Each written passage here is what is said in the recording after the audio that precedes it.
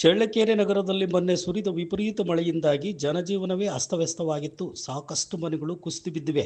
ಅದರಲ್ಲಿ ಚಳ್ಳಕೆರೆ ಟೌನ್ ಗಾಂಧಿನಗರದ ಪತ್ರಕರ್ತ ಡಿ ತಿಪ್ಪೇಸ್ವಾಮಿಯವರು. ಇವರು ಚಿತ್ರದುರ್ಗ ಹೊಯ್ಸಳ ದಿನಪತ್ರಿಕೆಯಲ್ಲಿ ವರದಿಗಾರರಾಗಿ ಸೇವೆ ಸಲ್ಲಿಸುತ್ತಿದ್ದಾರೆ. ಇವರದು ಕಡಪ ಕಲ್ಲಿನ ಮನೆ ಸಂಪೂರ್ಣವಾಗಿ ಕುಸಿದು ಬಿದ್ದ ಪರಿಣಾಮ ಯಾವುದೇ ಅನಾಹುತ ಆಗಿಲ್ಲ. 3 ಕೋಣೆಗಳನ್ನು ಹೊಂದಿದ್ದು 2 ಕೋಣೆಗಳು ಸಂಪೂರ್ಣವಾಗಿ ಕುಸಿದು ಬಿದ್ದಿವೆ. ಮರದ ತೊಲೆಗಳು ಮುರಿದು ಬಿದ್ದಿವೆ. ಪೋಲ್ಸ್ಗಳ ಸಪೋರ್ಟ್ನಿಂದ ಮನೆ ಅಲ್ಪ ಸ್ವಲ್ಪ ಉಳಿದಿದೆ. ಇನ್ನೊಂದು ಮಳೆ ಬಂದರೆ ಸಾಕು ಮನೆಗೆ ಸಂಪೂರ್ಣವಾಗಿ ಕುಸಿದು ಬೀಳುವುದರಲ್ಲಿ ಅನುಮಾನನೇ ಇಲ್ಲ. ಸಂಬಂಧಪಟ್ಟ ಅಧಿಕಾರಿಗಳು ತುರ್ತಾಗಿ ಪತ್ರಕರ್ತನ ಕುಟುಂಬಕ್ಕೆ ಪರಿಹಾರ ನೀಡುವಲ್ಲಿ ಹಾಗೂ ವಸತಿ ಕಲ್ಪಿಸುವಲ್ಲಿ ವ್ಯವಸ್ಥೆ ಮಾಡಬೇಕಾಗಿದೆ. ಜನಪ್ರತಿನಿಧಿಗಳು ಹಾಗೂ ಜಿಲ್ಲಾಧಿಕಾರಿಯವರು ಪತ್ರಕರ್ತನ ಕುಟುಂಬಕ್ಕೆ ವಸತಿ ಕಲ್ಪಿಸುವಲ್ಲಿ ಮುಂದಾಗುವರೇ ಎಂದು ಕಾದು ನೋಡಬೇಕಾಗಿದೆ.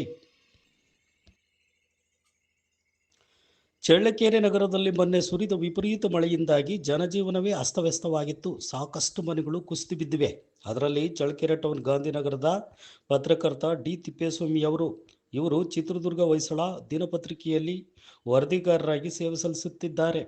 ಇವರದು ಕಡಪ ಕಲ್ಲಿನ ಮನೆ ಸಂಪೂರ್ಣವಾಗಿ ಕುಸಿದು ಬಿದ್ದ ಪರಿಣಾಮ ಯಾವುದೇ ಅನಾಹುತ ಆಗಿಲ್ಲ. 3 ಕೋಣೆಗಳನ್ನು ಹೊಂದಿದ್ದು 2 ಕೋಣೆಗಳು ಸಂಪೂರ್ಣವಾಗಿ ಕುಸಿದು ಬಿದ್ದಿವೆ. ಮರದ ತೊಲೆಗಳು ಮುರಿದು ಬಿದ್ದಿವೆ.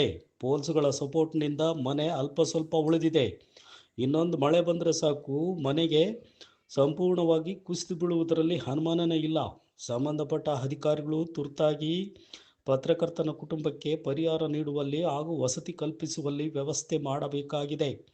ಜನಪ್ರತಿನಿಧಿಗಳು ಹಾಗೂ ಜಿಲ್ಲಾಧಿಕಾರಿಯವರು ಪತ್ರಕರ್ತನ ಕುಟುಂಬಕ್ಕೆ ವಸತಿ ಕಲ್ಪಿಸುವಲ್ಲಿ ಮುಂದಾಗುವರೇ ಎಂದು ಕಾದು ನೋಡಬೇಕಾಗಿದೆ.